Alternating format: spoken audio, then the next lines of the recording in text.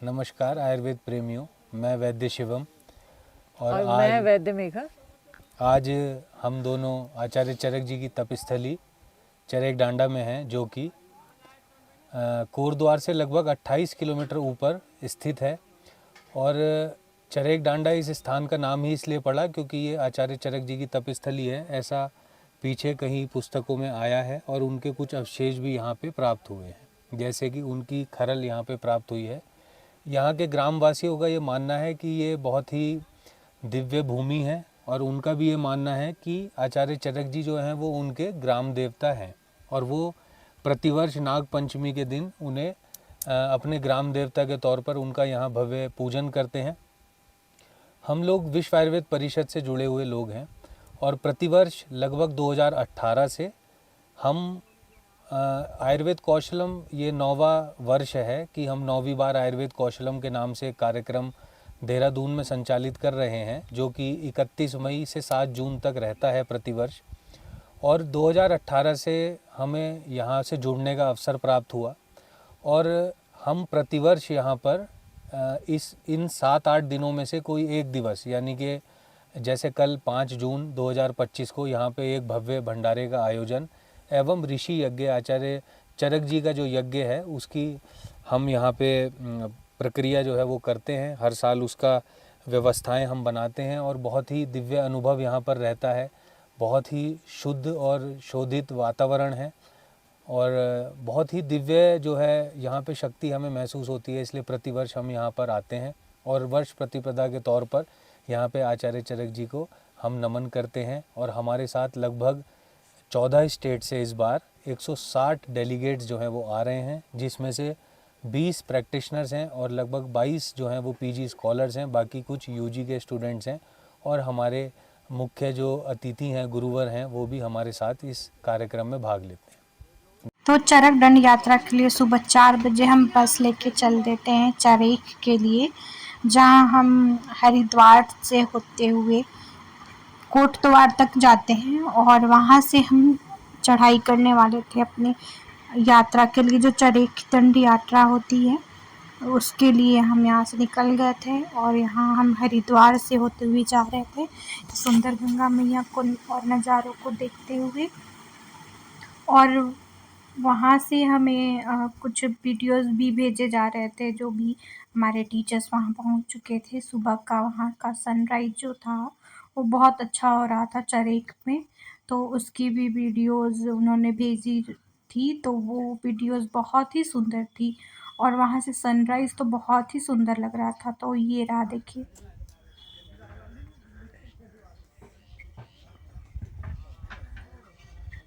बहुत ही सुंदर सनराइज़ यहाँ से हो रखा है, और यहीं हमें जाना है, यहीं से यात्रा शुरू करनी है। और यहाँ हमने बस में भी सनराइज़ देखा था, बस से भी सनराइज़ हमने काफ़ी एंजॉय करते हुए हम गए, और रास्तों को भी अच्छे से एंजॉय किया। सब साथ में थे, बहुत अलग अलग लोग थे, तो उन्हें भी देखने को, उन्हें भी जाने को मौका मिला सबसे। और रास्ते में अलग अलग चीज़ें भी देखने को मिली, और ये सुंदर सा सनराइज़ भी देखने को मिला पहाड़ों के बीच से। और जो रास्ते थे वो भी बहुत अच्छे थे। तो यहाँ हम बस से गए, बट वहाँ कोटद्वार पहुँचने के बाद हमने यहाँ से ये गाड़ी ले ली, और ये इस गाड़ी से ही सभी 10-10 करके जाएंगे ऊपर की ओर। तो यहाँ सब अपनी अपनी गाड़ियों में बैठ रहे हैं, और फिर उसके बाद हम इन नज़ारों के साथ, इन सुंदर वादियों के साथ ऊपर कोटद्वार से ऊपर चढ़े की ओर जा रहे हैं। और यहाँ से इतने सुंदर सुंदर नज़ारे हैं कि रास्ता का पता नहीं चल रहा है। देखने में नीचे तो बहुत खाई बहुत ज़्यादा ही लग रही है कि अगर गिरे तो बचेंगे नहीं, बट ये जो रास्ते हैं वो बहुत ही सुंदर, बहुत ज़्यादा सुंदर। ऐसा लग रहा था जैसे हम स्वर्ग लोक में आ गए हैं। एकदम ही सुंदर व्यू, एक पहाड़, ऊपर से बीच में खाई है, कहीं सनराइज़ दिख रहा है, कहीं बादल हैं। और मौसम भी इतना अच्छा था, ना गर्मी थी और ना ही कुछ ऐसा लग रहा था कि प्रॉब्लम है। हाँ, कुछ लोगों को प्रॉब्लम हो रही थी जिन्हें पहाड़ से दिक्कत होती है, जिन्हें एएमएस की दिक्कत होती है उन्हें बहुत ज़्यादा प्रॉब्लम हो रही थी, कुछ लोग वॉमिटिंग भी कर रहे थे। बट हमें दवाइयों के साथ भेज दिया गया था और कहीं कहीं हम रुक रुक के ऐसे प्रॉब्लम हो रही थी तो रुक रहे थे, तो यहाँ से व्यू देखते हुए और यहाँ गाड़ी चलाते हुए ड्राइवर जी, उनको देख के बहुत ही लग रहा था कि वो लोग कितने एक्सपर्ट है गाड़ी चलाने में। और यहाँ पे मैंने एक चीज़ देखी कि गाड़ियों को चूड़ी पहना रखा था, देख सकते हैं आप लोग फ़ोटो में ऐसे ही, तो काफ़ी यूनिक लगी। उसके बाद हम यहाँ पर रेस्ट के लिए रुके थे, चरेक रिज़ॉर्ट था चरेक में ही, तो वहाँ पे हमने यहाँ पे थोड़ी सी रेस्ट ली थी 15 मिनट का। और ये टेंट हाउस जैसा बना रखा था वहाँ पे, बहुत ही सुंदर लग रहा था चरेक रिज़ॉर्ट में। फिर वहाँ से हमने यहाँ पे अपनी गाड़ियों के साथ वापस जहाँ हमने यात्रा शुरू करनी है तो वहाँ पहुँचे। और ये जो यहाँ है, यहाँ से हमें यात्रा करके ऑलमोस्ट कुछ किलोमीटर का ऊपर की चढ़ाई करनी है, जो कि सीधी चढ़ाई है। और यहाँ पे हमारा हवन होगा, तो हम यहाँ पे हमें जो सामान लेके ऊपर जाना था वो लिया और बाकी चीज़ों यहाँ पे ढोल नगारों से हमें स्वागत किया गया। सबका स्वागत ऐसे ही ढोल नगारों से हुआ और फिर हम यहाँ पे चरक जी की दर्शन करने यहाँ आ गए।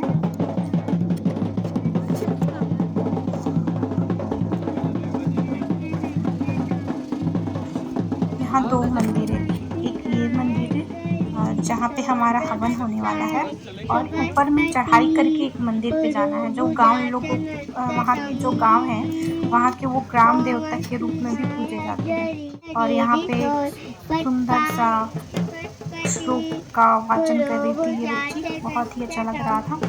तो यहाँ पे हमने हवन करना है और उससे पहले हमने यहाँ पे दर्शन किया और मंदिर भी अच्छे से देखा और अच्छे से यहाँ पे थोड़ा देर रुके और उसके बाद हमने अपनी चढ़ाई स्टार्ट कर दी और हम अपनी चढ़ाई चढ़ने लगे लोगों के साथ। सभी लोग अपना अपना बैग लेके चरक संहिता को लेके, कुछ लोग तो सर पे भी रख के लेके चल रहे थे अपनी चरक संहिता को, कुछ बैग भी रख लिए थे और बाकी लोग चल रहे थे। और तो ये रहा, हम ऊपर पहुंच गए चढ़ाई करके। और ये ऊपर का मंदिर है जो लोगों का, और ये जो पेड़ है इसी के नीचे बोला जाता है कि चरक संहिता की लिखा गया है। और ये जो यहाँ पे मंदिर है वही मंदिर है जो लोगों का ग्राम देवता जिनको मानते हैं, और ये गांव वाले लोगों ने बना रखा है।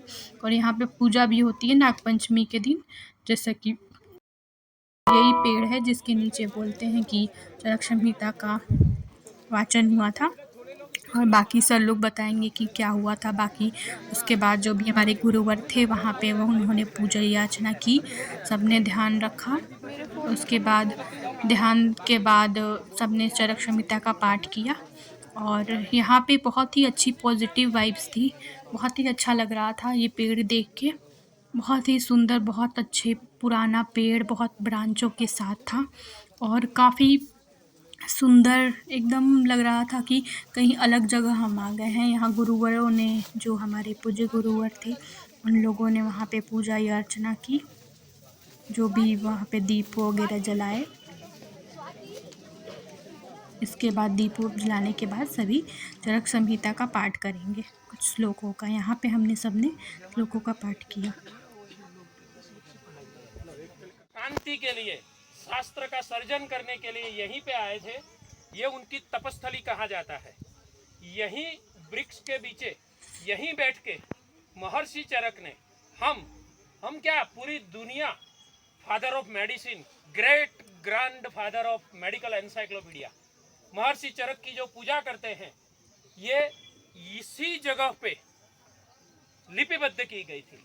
हमारा परम सौभाग्य है, हमारे जन्म जन्मांतर के पुण्य कर्म जब उदित होते हैं तो जो भी यहाँ पद पड़े हैं जिनके, उनके पुण्य कर्म उदित हुए तभी यहाँ पे आना हुआ है। ये अति पवित्र और दिव्य जगह है। यहाँ पे जो नीचे अभी हमने संहिता अर्पण की, ऊपर का जो मंदिर है वो, वहाँ पे एक खरल मिली थी, उसका कार्बन मैपिंग किया गया। वो 3000 साल पुराना उसका कार्बन मैपिंग में आर्कियोलॉजिकल सर्वे के उसमें जो प्राप्त हुआ तो ऐसे है कि 3000 साल। बोलिए चरक भगवान। यहाँ आप देख सकते हैं कि सभी लोगों ने सफ़ेद कपड़े पहने 3000 हैं। साल तो पुरानी। यहाँ जाने के लिए सभी और ये लोगों को मंदिर की भी ये एक कहानी है। दिया गया था दिशा सबसे निर्देश। पहले एक उत्तराखंड के एक पत्रकार है जयवीर पुंडीर जी, उनके ध्यान में आया था, उनके स्वप्न में आया था और ऐसा लगा था कि महर्षि चरक की कोई तपस्थली है, वहां जाना है।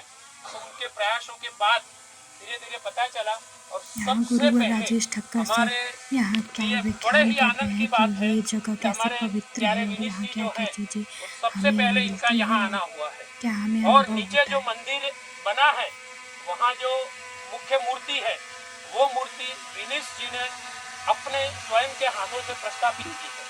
और यहाँ मंदिर बना है, यहाँ पे जो रेलिंग दिख रहे हैं, यहाँ जो कलर हुआ है, वहाँ मंदिर की दीवारें बनी है, वहाँ कलर जो किया है वो सभी ये विश्व आयुर्वेद परिषद की जो टीम है उत्तराखंड की, वैद्य शिवम, वैद्य अंकित, वैद्य विनीश, वैद्य पवन, वैद्य उज्जवल और इसी वैद्य विपिन, ये सभी ने ये सब कलर काम और ये कैंप करने आते थे। देहरादून से आज जो रास्ता सुगम है वो सुगम नहीं था, 6 से 7 घंटे लगते थे। 2018 में जब प्राण प्रतिष्ठा हुई तब भी देहरादून से यहाँ लगभग हम 6 या 6.5 घंटे में पहुँचे थे। तो दूसरी बात जो हम कहना चाह रहे हैं कि कौशलम के कार्यक्रम परिषद के ही द्वारा इस वर्ष भी 8 हो रहे हैं अन्य अन्य राज्यों में, लेकिन ये जो कौशलम है ये अद्भुत है इसी वजह से कि जो आयुर्वेद के प्रणेता हैं उनके साक्षात दर्शन तो हम नहीं कर सकते, लेकिन उनको सूक्ष्म रूप में यहाँ आप सब लोग आंख बंद करके 1-2 सेकंड के लिए आभासी रूप से उनकी आत्माओं का, उनके जो आशीर्वाद है उसको आप स्वीकार कर सकते हैं। ऐसा अनेकों लोगों ने अनुभूति प्राप्त की।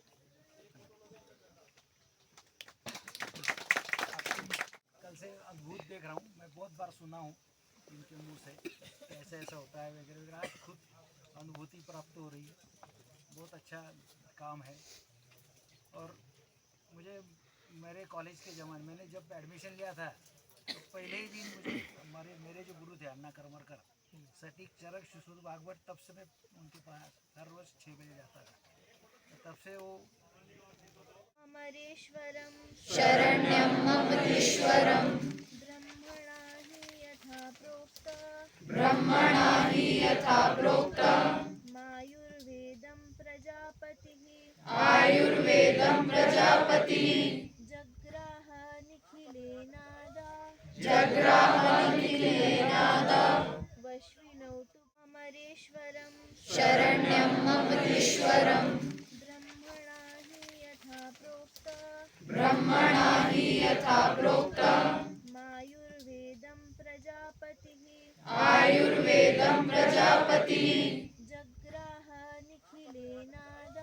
जग्राह निखिलेनादा वश्विनौ तु भरद्वाज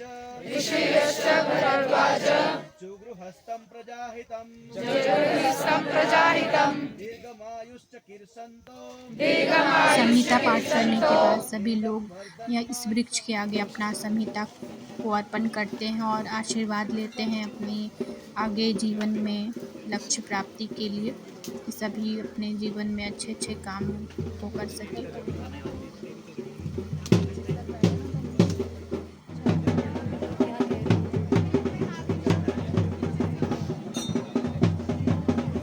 यहाँ पे ऐसे पत्थरों को देवता मान के रखा गया है गांव वालों के द्वारा। और ये मंदिर है जहाँ पे हम सभी ग्रुप फोटो के लिए रुके हुए हैं। इस मंदिर में दर्शन करने के लिए सब लाइन लगाए हुए हैं और इस मंदिर में भी सभी ने अपना अपना संहिता अर्पण किया। चरक संहिता सभी अपने ऊपर लेके गए थे और यहाँ भी ढोल नगाड़े साथ में आए थे।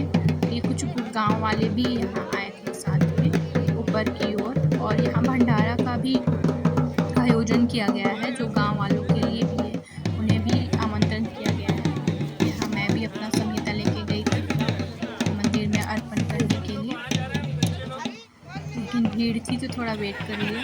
और बाकी यहाँ पे सभी लोग आए और कुछ लोग जा भी रहे हैं। यहाँ से वादियाँ बहुत सुंदर लग रही हैं। तो ये मंदिर है और यहाँ पे आई और यहाँ पे मैंने अपना संहिता अर्पण किया और चरक जी से आशीर्वाद लिया कि आगे जीवन में सफलता दीजिए, ज्ञान बुद्धि हमें प्राप्त हो, ऐसा आशीर्वाद दीजिए।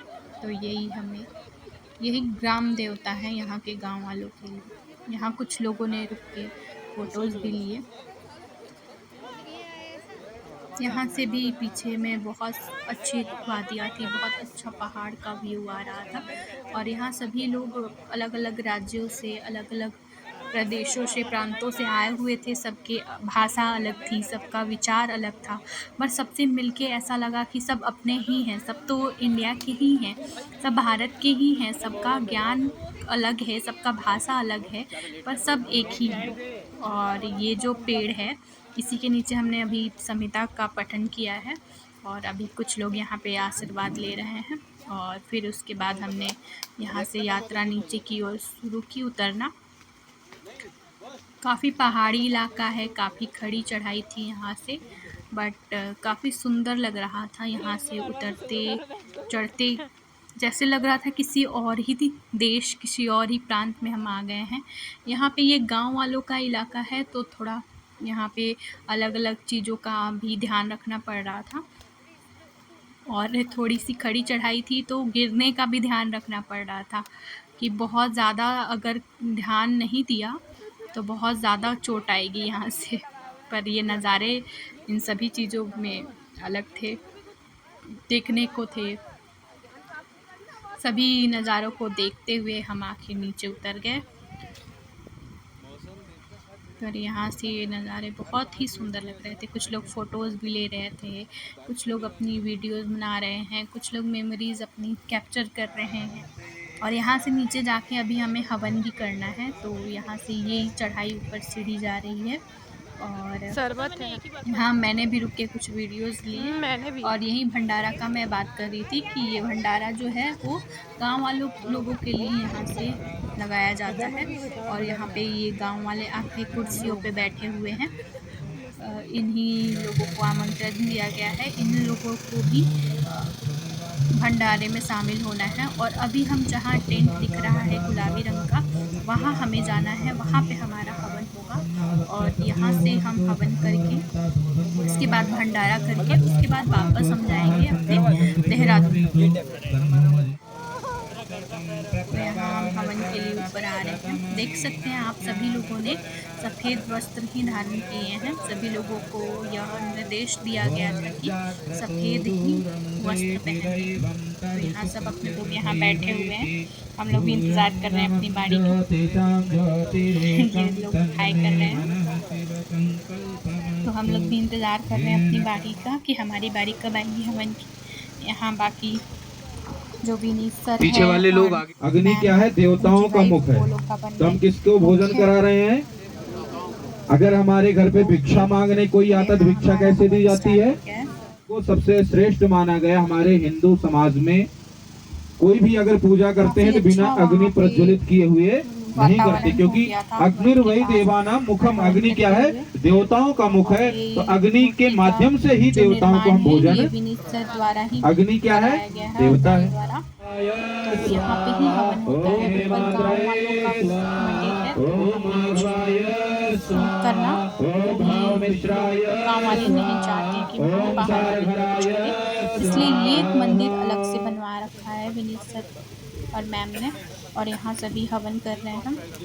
काफ़ी अलग वहाँ वातावरण था और काफ़ी अच्छा लग रहा था ऐसे हवन करते हुए, सबको साथ में देख के, सबको साथ में रखते हुए। और यहाँ से ये नज़ारा भी मैं अपनी बगल जहाँ मैं बैठी थी वहाँ से मैं दिखा रही हूँ। कितना सुंदर सब नज़ारा हो निरोग भगवन, धन धान्य से भंडारी, सब भद्र भाव देखें, सन्मार्ग के पथिक हो, दुखिया न कोई होवे, सृष्टि में प्राणधारी। हे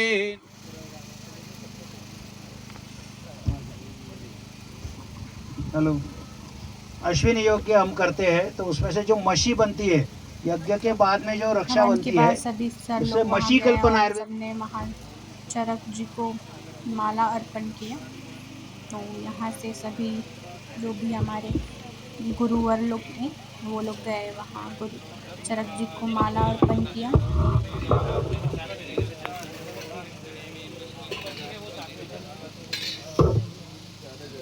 और ये हवन कुंड था।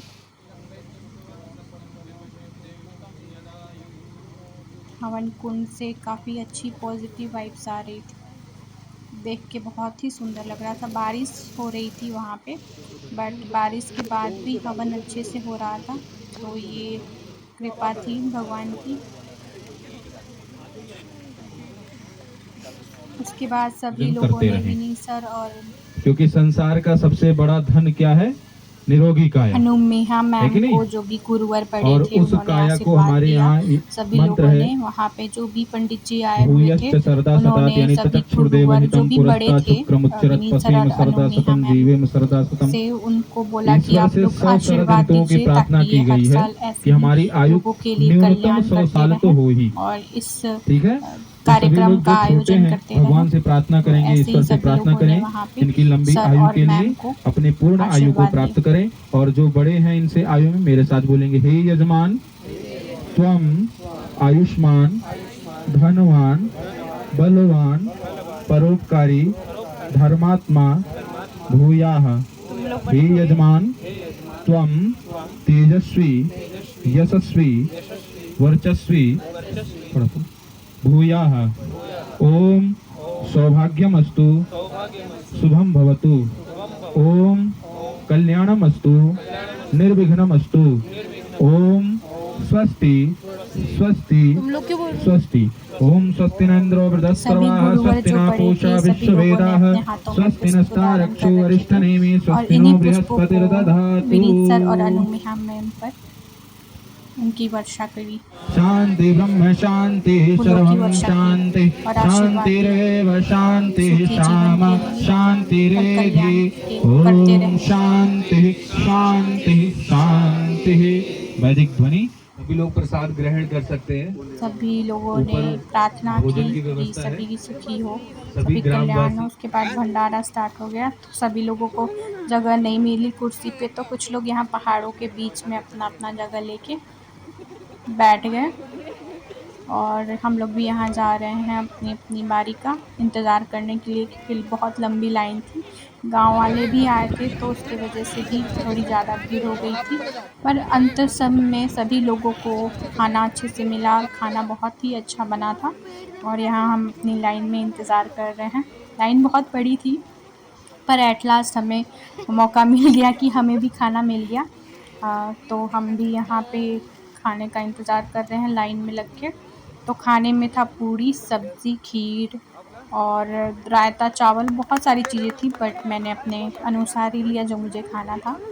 और उसके बाद सभी लोग वहाँ से खा के निकले। यहाँ पे राजेश ठक्कर सर वैद्य राजेश ठक्कर सर जो हैं वहाँ पे औषधि के बारे में बहुत सारी चीज़ें बता रहे थे हम लोगों को।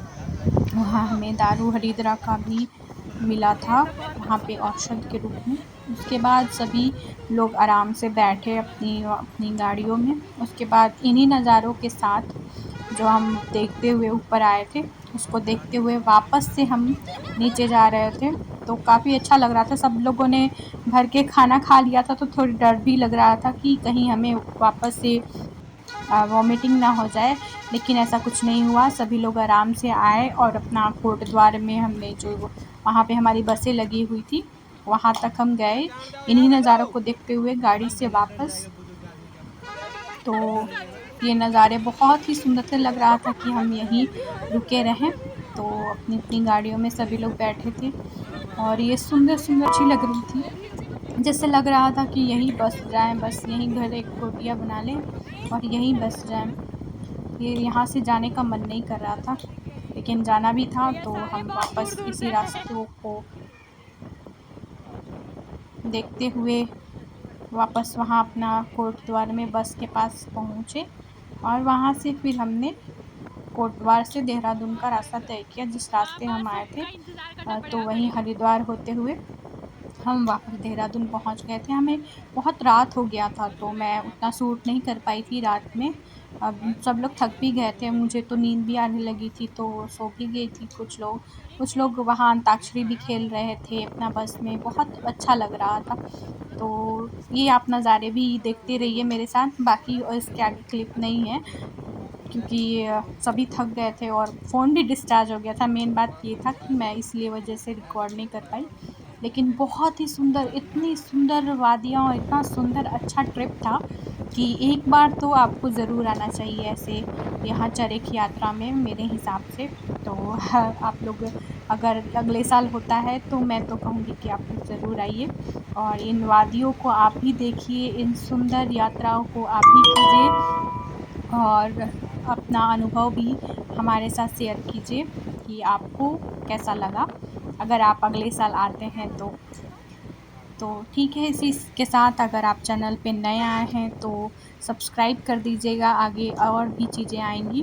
Thank you so much. Channel को सब्सक्राइब ज़रूर कर दीजिएगा और कमेंट में बताइएगा कि ये यात्रा आपको कैसी लगी और लाइक भी कर दीजिएगा वीडियो को। Thank you so much.